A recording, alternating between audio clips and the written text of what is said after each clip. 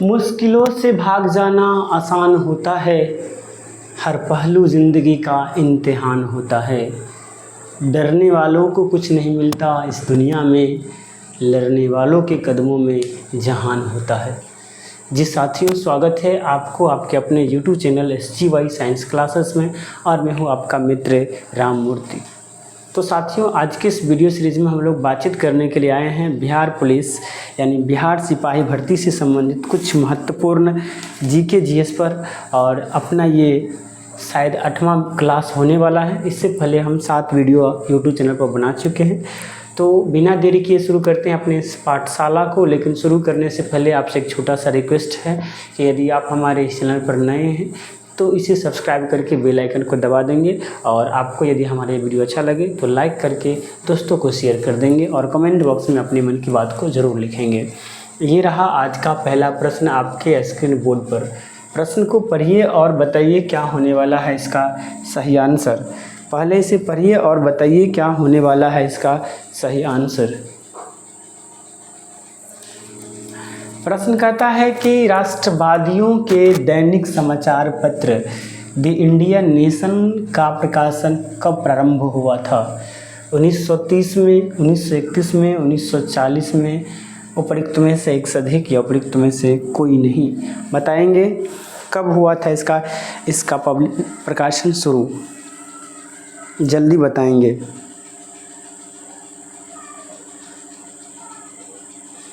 तो इसका सही आंसर होने वाला है 1931 में। द इंडियन नेशन समाचार पत्र का जो प्रकाशन है वो 1931 में शुरू हुआ था। उससे संबंधित कुछ महत्वपूर्ण जानकारी आप यहाँ देख सकते हैं। यहाँ आप देख सकते हैं कि राष्ट्रीय दैनिक समाचार पत्र द इंडियन नेशन का प्रकाशन 1931 में प्रारंभ हुआ था। इसका प्रकाशन पटना से किया गया था। यानी द इंडियन नेशन का प्रकाशन कहाँ से किया गया था? तो पटना से किया गया था। अगले प्रश्न की ओर चलते हैं, और अगला प्रश्न ये रहा आपके स्क्रीन बोर्ड पर। प्रश्न कहता है कि बंगाल व बिहार की नील कृषि की दशा का वर्णन करते हुए नील दर्पण नाटक किसके द्वारा लिखा गया है? महात्मा गांधी द्वारा, आचार्य कृपलानी द्वारा, दीनबंधु मित्रा द्वारा, उपरोक्त में से एक से अधिक या उपरोक्त में से कोई नहीं। इसे पढ़ेंगे और बताएंगे क्या होने वाला है आपका सही आंसर। तो इसका सही आंसर हो जाएगा दीनबंधु मित्रा। यानी ये जो नील दर्पण जो है ये दीनबंधु मित्रा के द्वारा लिखा गया एक रचना है। और आप यहाँ देख सकते हैं कि प्रख्यात बंगा नाटककार दीनबंधु मित्रा द्वारा रचित नील दर्पण 1860 में प्रकाशित हुआ था। इसमें नील आंदोलन का विस्तार वर्णन मिलता है। ये जो नील दर्पण है वो दीनबंधु मित्रा द्वारा प्रकाशित रचना है जो 1860 में प्रकाशित किया गया था, और इसमें नील आंदोलन का विस्तृत वर्णन मिलता है। किसमें? नील दर्पण में। और ये दीनबंधु मित्रा द्वारा प्रकाशित किया गया है या बनाया गया है। अगले प्रश्न की ओर चलते हैं, और अगला प्रश्न ये रहा आपके स्क्रीन बोर्ड पर। आप इसे पढ़ेंगे और बताएंगे क्या होने वाला है इसका सही आंसर। प्रश्न कहता है कि इंडिया डिवाइडेड पुस्तक किसने लिखी? इंडिया डिवाइडेड पुस्तक किसने लिखी? BG तिलक यानी बाल गंगाधर तिलक ने, राजेंद्र प्रसाद ने, पेंडेरेन मोन ने, उपरोक्त में से एक से अधिक या उपरोक्त में से कोई नहीं। तो इसका सही आंसर हो जाएगा डॉक्टर राजेंद्र प्रसाद ने। किसने? डॉक्टर राजेंद्र प्रसाद ने इंडिया डिवाइडेड पुस्तक की रचना किए थे। यहाँ आप देख सकते हैं कि इंडिया डिवाइडेड भारत के प्रथम राष्ट्रपति डॉक्टर राजेंद्र प्रसाद के द्वारा लिखी गई है। यानी इंडिया डिवाइडेड की रचना किसने किया था? डॉक्टर राजेंद्र प्रसाद ने किया था इंडिया डिवाइडेड की रचना। अगला प्रश्न कहता है कि यंग इंडिया पत्रिका का संपादन किसने किया था? एनी बेसेंट, महात्मा गांधी, मोतीलाल नेहरू, या उपरोक्त में से एक से अधिक या उपरोक्त में से कोई नहीं। बताइए यंग इंडिया का रचना किसने किया था? तो आपको पता है यंग इंडिया का रचना जो है वो महात्मा गांधी के द्वारा किया गया था। इसके अलावा महात्मा गांधी की कुछ और रचना है, जैसे है सत्य के साथ मेरा प्रयोग, सत्य के साथ मेरा प्रयोग, मेरा प्रयोग और इंडियन सिविलाइजेशन एंड कल्चर। उसके बाद है Indian civilization and culture, Indian civilization and culture, civilization and culture. ये दोनों रचना भी गांधी जी के ही हैं। अगर हम कुछ विस्तार से जानकारी देखते हैं तो यहाँ पर लिखा गया है, यंग इंडिया पत्रिका का संपादन महात्मा गांधी ने किया था। साप्ताहिक पत्रिका यंग इंडिया का प्रयोग गांधी जी द्वारा अपनी विचारधारा, सत्याग्रह और हिंसा के प्रचार के लिए, अहिंसा के प्रचार के लिए किया था। यानी इस साप्ताहिक पत्रिका का मुख्य उद्देश्य था गांधी जी के जो विचार है, सत्य और अहिंसा, इसका प्रचार करना। चलिए अगले प्रश्न की ओर चलते हैं और अगला प्रश्न ये रहा आपके स्क्रीन बोर्ड पर। आप इसे पढ़ेंगे और बताएंगे क्या होने वाला है इसका सही आंसर। प्रश्न कहता है कि हुंकार हिंदी साप्ताहिक पत्रिका का प्रकाशन से कौन संबंधित है? यमुना कारजी, दूसरा है राहुल सांस्कृत्यायन, तीसरा है सहजानंद सरस्वती, उपयुक्त में से एक से अधिक या उपयुक्त में से कोई नहीं। तो इसका सही आंसर हो जाएगा सी, सहजानंद सरस्वती। सॉरी इसका सही आंसर हो जाएगा डी, उपयुक्त में से एक से अधिक, उपयुक्त में से एक से अधिक। आप यहाँ देख सकते हैं वर्ष 1940 में हुंकार नामक साप्ताहिक पत्रिका का प्रकाशन से यमुना कारजी, राहुल सांकृत्यायन व और स्वामी सहजानंद सरस्वती संबंधित है। यानी यमुना कारजी, राहुल सांकृत्यायन और स्वामी सहजानंद सरस्वती तीनों का संबंध जो है वो हुंकार से है। राहुल सांकृत्यायन इसके संपादक थे। राहुल सांकृत्यायन क्या थे? इनके संस्थापक थे। इसके बाद स्वामी सहजानंद सरस्वती इस पत्रिका के प्रमुख व क्या थे? प्रकाशक थे। यानी पब्लिशर कौन थे? स्वामी सहजानंद सरस्वती। और इनके संपादक कौन थे? राहुल सांकृत्यायन। कौन थे? राहुल सांकृत्यायन। अगले प्रश्न की ओर हम लोग चलते हैं और अगला प्रश्न ये रहा आपके स्क्रीन बोर्ड पर। प्रश्न कहता है Pakistan or the partition of India किसने लिखा था? मोहम्मद इकबाल ने, मोहम्मद अली जिन्नाह ने, डॉक्टर भीमराव अम्बेडकर ने, डॉक्टर भीमराव जी अम्बेडकर ने, उपयुक्त में से एक से अधिक या उपयुक्त में से कोई नहीं। क्या होने वाला है इसका सही आंसर? आप लोग बताइए, कमेंट बॉक्स में बताइए क्या होने वाला है इसका सही आंसर। तो Pakistan or the partition of India, इसकी रचना किया गया था डॉक्टर भीमराव रामजी अम्बेडकर के द्वारा। डॉक्टर भीमराव रामजी अम्बेडकर के द्वारा यानी BR अम्बेडकर के द्वारा इसकी रचना किया गया था। और आप यहाँ देख सकते हैं Pakistan or the partition of India, Pakistan or the partition of India की रचना डॉक्टर भीमराव रामजी अम्बेडकर द्वारा किया गया था। चलिए अगले प्रश्न की ओर चलते हैं और इसे पढ़िए आप लोग और बताइए क्या होगा इसका सही आंसर। जल्दी बताएंगे क्या होगा इसका सही आंसर। प्रश्न कहता है कि biography of Kunwarsi and Amarsi के लेखक कौन हैं? MN रॉय, काली किनकर दत्त, जवाहरलाल नेहरू, उपयुक्त में से एक से अधिक या उपयुक्त में से कोई नहीं। बताइए क्या होगा इसका सही आंसर। तो इसका सही आंसर हो जाएगा काली किनकर दत्त। क्या हो जाएगा? काली किनकर दत्त, यानी ऑप्शन नंबर बी जो है वो इसका सही आंसर होने वाला है। आप यहाँ पर देख सकते हैं कि biography of Kunwarsi and Amarsi के लेखक काली किनकर दत्त है। इसका प्रकाशन 1857 में किया गया था। काली किनकर दत्त जो है वो the biography of Kunwarsi and Amarsi के लेखक है और इनका प्रकाशन कब हुआ था? 1957 में। कब हुआ था? 1957 में इसका प्रकाशन हुआ था। चलिए अगले प्रश्न की ओर चलते हैं और अगला प्रश्न ये रहा आपके स्क्रीन बोर्ड पर, आप इसे पढ़ेंगे और बताएंगे क्या होने वाला है इसका सही आंसर।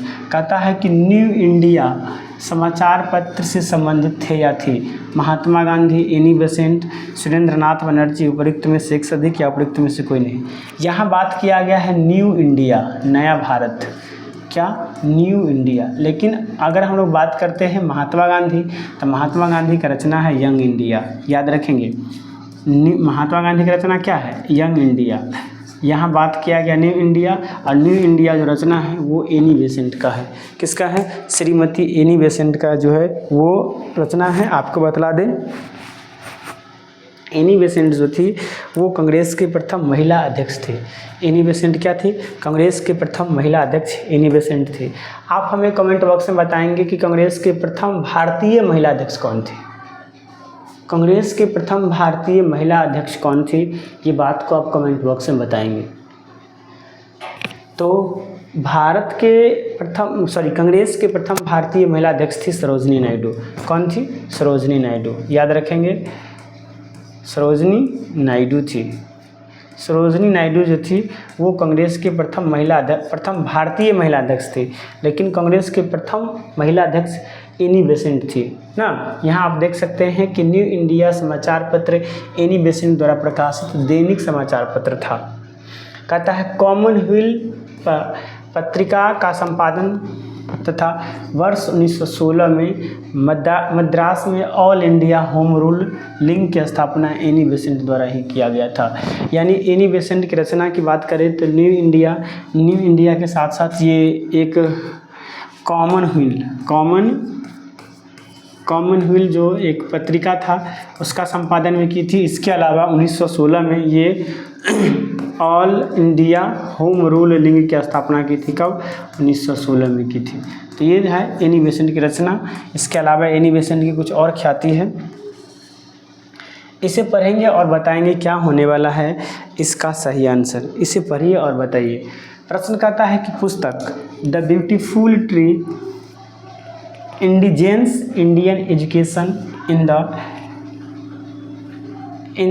18th सेंचुरी किसने लिखा है। धर्मपाल ने, तिलक ने, गांधी जी ने, उपयुक्त में से एक से अधिक या उपयुक्त में से कोई नहीं। तो the beautiful tree indigenous Indian education in the 18th century की रचना किए थे धर्मपाल। कौन किए थे, धर्मपाल के द्वारा ये रचना किया गया था। यानी इसका सही आंसर जो हो जाएगा वो हो जाएगा ए। आप यहाँ पर देख सकते हैं the beautiful tree indigenous Indian education in the 18th century पुस्तक की रचना धर्मपाल ने किया था। किसने किया था, धर्मपाल ने किया था। अगले प्रश्न की ओर चलते हैं और अगला प्रश्न ये रहा आपके स्क्रीन बोर्ड पर। पहले आप इसे पढ़िए और जवाब दीजिए, उसके बाद हम लोग चर्चा करते हैं। बताइए क्या होगा इसका सही आंसर। पहले पढ़िए और बताइए क्या होने वाला है इसका सही answer.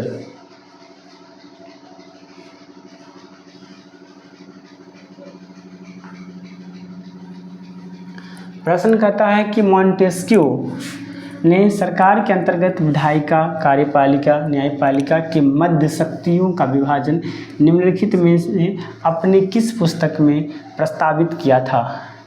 The spiritual of the law, my thought, letter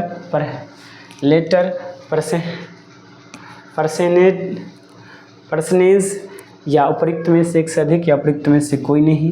तो इन्होंने अपने पुस्तक the speech of the law में भारत के जो विधायिका है, कार्यपालिका है और न्यायपालिका है, इसके मध्य शक्तियों का विभाजन किए थे। यहाँ आप देख सकते हैं लिखा गया है कि फ्रांस के दार्शनिक मॉन्टेस्क्यू कहाँ के दार्शनिक थे, तो फ्रांस के दार्शनिक थे। फ्रांस के दार्शनिक मॉन्टेस्क्यू द्वारा लिखित पुस्तक the speech of the law, the speech of the law, ये बहुत इंपॉर्टेंट पुस्तक है। कई बार पूछा गया है कि the speech of the law किसकी रचना है। लॉ राजनीतिक सिद्धांत पर आधारित एक पुस्तक है। क्या है ये, राजनीतिक सिद्धांत पर आधारित एक पुस्तक है। यह पुस्तक सरकार के सिद्धांत और संचार और संरचना पर एक विस्तृत ग्रंथ है। इस पुस्तक में मॉन्टेस्क्यू ने सरकार के अंतर्गत विधायिका, कार्यपालिका और न्यायपालिका के मध्य शक्तियों का विभाजन प्रस्तावित किया है। आगे अगर बात करते हैं तो इस प्रकार से उपयुक्त अन्य पुस्तक भी मॉन्टेस्क्यू के हैं। यानी ये जो 3 पुस्तक आप देख रहे हैं, the speech of law, my thoughts और लेटर्स पर्सनेज, ये तीनों पुस्तक जो है ये मॉन्टेस्क्यू की हैं। लेकिन शक्ति का जो विभाजन है वो विधायिका, न्यायपालिका और कार्यपालिका के मध्य जो है वो किया गया है the speech of the law में। चलिए अगले प्रश्न की ओर चलते हैं और अगला प्रश्न ये रहा आपके स्क्रीन बोर्ड पर। आप इसे पढ़ेंगे और बताएंगे क्या होने वाला है इसका सही आंसर। कहता है कि Mahatma Gandhi and Bihar some reminiscences पुस्तक के लेखक कौन हैं? सैयद अली जहीर, डॉक्टर राजेंद्र प्रसाद, जीवत राम भगवान दास कृपनाली, उपयुक्त में से एक से अधिक या उपयुक्त में से कोई नहीं। तो इसका सही आंसर जो हो जाएगा वो हो जाएगा डॉक्टर राजेंद्र प्रसाद है। किसने किया था? डॉक्टर राजेंद्र प्रसाद। यानी Mahatma Gandhi and Bihar some reminiscences पुस्तक की लेखक डॉक्टर राजेंद्र प्रसाद है। कौन है? डॉक्टर राजेंद्र प्रसाद है। आप यहाँ पर देख सकते हैं, यहाँ पर लिखा गया है कि महात्मा गांधी और बिहार कुछ संस्मरण पुस्तक भारत के प्रथम राष्ट्रपति डॉक्टर राजेंद्र प्रसाद के द्वारा लिखी गई थी। उनके द्वारा लिखी गई कुछ अन्य पुस्तकें हैं, बापू के कदमों में बापू, दूसरा है इंडिया डिवाइडेड और चंपारण में सत्याग्रह। याद रखेंगे, बापू के कदमों में बापू, इंडिया डिवाइडेड, चंपारण सत्याग्रह, ये जितने भी रचना हैं ये सभी रचना हमारे भारत के प्रथम राष्ट्रपति डॉक्टर राजेंद्र प्रसाद के है। अगले प्रश्न की ओर हम लोग चलते हैं। तो अगला प्रश्न ये रहा आपके स्क्रीन बोर्ड पर। आप इसे पढ़ेंगे और बताएंगे क्या होने वाला है इसका सही आंसर। प्रश्न कहता है कि निम्नलिखित युग्मों में कौन सही सुमेलित नहीं है? निम्नलिखित युग्मों में कौन सही सुमेलित नहीं है? आप इसे पढ़ेंगे और बताएंगे कौन सही सुमेलित नहीं है। चलिए, पहला है द एडवोकेट ऑफ इंडिया दादा भाई नौरोजी, दूसरा है इंडिया महात्मा गांधी, तीसरा है इंडिया सेपरेटर सुरेंद्र नाथ बनर्जी। उपयुक्त में से एक से अधिक या उपयुक्त में से कोई नहीं। तो इसका सही आंसर डी होने वाला है। क्यों होने वाला है? क्योंकि ये भी गलत है और इसके अलावा भी कुछ गलत है, जिसकी जानकारी आप अगले स्लाइड में यहाँ पर ले सकते हैं। यहाँ पर आप देख सकते हैं ओहो एक मिनट, एक तो महात्मा गांधी वाला ये, एक तो ये गलत है। एक मिनट, पहले इसको पढ़ लेते हैं हम लोग। यहाँ देखेंगे तो एक तो ये गलत है, इंडिया महात्मा गांधी के द्वारा नहीं लिखा गया है, यंग इंडिया गांधी जी के द्वारा लिखा गया है, और एक ये भी गलत है। यानी उपयुक्त में से एक से अधिक हो जाएगा। यानी डी हमने सही आंसर कहा था। डी जो कहा था वो हमने सही आंसर कहा था। चलिए अगले यहाँ पर आप देख सकते हैं कि एडवोकेट ऑफ इंडिया के लेखक दुर्गा दास बसु है। कौन है? दुर्गा दास बसु है। कहता है कि इंडिया सेपरेटेड का संस्थापना BM मालाबारी ने, किसने? BM मालाबारी ने 20 वर्ष तक किया था। यानी ये भी गलत है। कौन? ये इंडियन सेपरेटेड का जो रचना है का काम जो है ये कौन किया था? BM मालाबारी, बल्कि सुरेंद्र नाथ बनर्जी ने। यानी ये भी गलत है, ये भी गलत है और ये भी गलत है। यानी उपयुक्त में से एक से अधिक होगा। ये तो सही बात है, हमने जो बात सही पहले ही कहा था। उसके बाद है यंग इंडिया के संपादन कौन किया था? महात्मा गांधी। और न्यू इंडिया की बात की जाए तब एनी बेसेंट आ जाता है। चलिए अगले प्रश्न की ओर चलते हैं और अगला प्रश्न ये रहा आपके स्क्रीन बोर्ड पर। आप इसे पढ़ेंगे और बताएंगे क्या होने वाला है इसका सही आंसर। कहता है which of the following is correct? निम्नलिखित में से कौन करेक्ट सही है?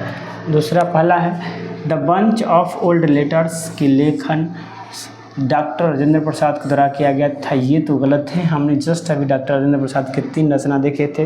बापू के कदमों में बापू, गांधी जी और बिहार संस्करण, और एक और था इंडिया डिवाइडेड। उसके बाद है व्यक्तिगत सत्याग्रह में ब्रह्मदत्त द्वितीय सत्याग्रही थे। ये भी गलत है। सही एक है सुरेंद्रनाथ सुभाष चंद्र बोस ने द इंडियन स्ट्रगल के लेखन किए थे। सिर्फ सही है सी। कौन सही है? सी। आप यहाँ पर देख सकते हैं। यहाँ इसे आप देखेंगे तो आपको पता चल जाएगा कि इंडियन स्ट्रगल के लेखक नेताजी सुभाष चंद्र बोस है। ये बात तो हमने इस पहले ही कहा था कि इंडियन स्ट्रगल के लेखक कौन है? नेताजी सुभाष चंद्र बोस। कौन है? नेताजी सुभाष चंद्र बोस है। कहता है कि इसमें सन 1920 से 1942 तक के इतिहास का उल्लेख किया गया है। दूसरा अगर बात करते हैं, भारत के प्रथम प्रधानमंत्री जवाहरलाल नेहरू ने 1885 में अ बंच ऑफ ओल्ड लेटर्स का ओल्ड लेटर नामक पुस्तक को लिखी और प्रकाशित की। उसके बाद है व्यक्तिगत सत्याग्रह में दूसरा व्यक्तिगत सत्याग्रही जो है वो पंडित जवाहरलाल नेहरू थे। महात्मा गांधी ने 17 अक्टूबर 1940 को आचार्य विनोबा भावे को पहला सत्याग्रही चुने, और दूसरा सत्याग्रही कौन थे? हमारे नेहरू जी को दूसरा सत्याग्रही चुना गया था। इस प्रकार से आप देख सकते हैं a bunch of old letter, Jawaharlal Nehru, Indian struggle, Subhash Chandra Bose, और प्रथम सत्याग्रही द्वितीय सत्याग्रही कौन थे? तो ये हो जाता है जवाहरलाल नेहरू, और दूसरे सत्याग्रही ये भी नेहरू जी ही थे, और ये हो जाता है सुभाष चंद्र बोस। केवल ये सही हो जाता है, यानी डी जो है वो अपना सही आंसर हो जाता है। तो चलिए दोस्तों, वाइट में आप देख रहे हैं यहाँ आज ब्लैक नहीं बल्कि वाइट है। आज ब्लैक नहीं बल्कि वाइट है, और तिरंगा के बीच में ये white. Thank you for watching this video. इस वीडियो को देखने के लिए आपको बहुत बहुत धन्यवाद। आपको कैसा लगा हमारा वीडियो कमेंट बॉक्स में ज़रूर बताइएगा। अगर अच्छा लगा है तो इस वीडियो को लाइक करके चैनल को सब्सक्राइब करके ज़रूर जाइएगा, क्योंकि बहुत मेहनत लगता है वीडियो बनाने में, और हम आशा करते हैं कि आप हमें इस मेहनत का कीमत एक लाइक करके ज़रूर देंगे। चलिए मिलते हैं नेक्स्ट वीडियो में। आज के लिए इतना ही। जय हिंद, जय भारत।